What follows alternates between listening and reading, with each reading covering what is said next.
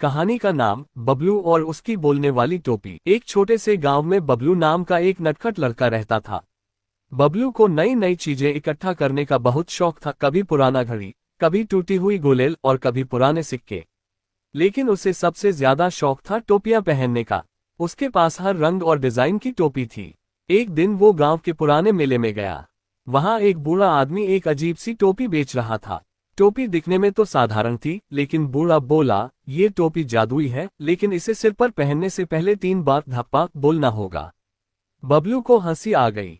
धप्पा, ये कैसा जादू है? तू ले तो सही, फिर देख चमत्कार, बूढ़े ने मुस्कुराकर कहा। बबलू ने सोचा, चलो ले ही लेते हैं, और 5 रुपए में वो टोपी खरीद ली। घर जाकर जैसे ही उसने टोपी पहनी और 3 बार धप्पा कहा, टोपी बोल उठी।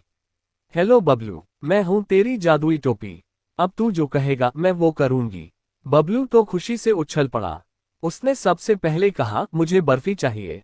झट से सामने प्लेट में बर्फी आ गई। अब पतंग चाहिए। छत पर पतंग उड़ने लगी। अब बबलू ने शरारतें शुरू कर दी। वो स्कूल में मास्टर जी की आवाज में बोलकर सबको चौंका देता। गांव वालों के सामने एक बकरी को इंसान की तरह नमस्ते बुलवा देता। सब हैरान कि आखिर ये हो क्या रहा है। टोपी ने चेतावनी दी, बबलू, जादू का सही इस्तेमाल करो, वरना मैं नाराज हो जाऊंगी। लेकिन बबलू कहाँ मानने वाला था। उसने तो ठान लिया था कि मजाक पे मजाक करेगा।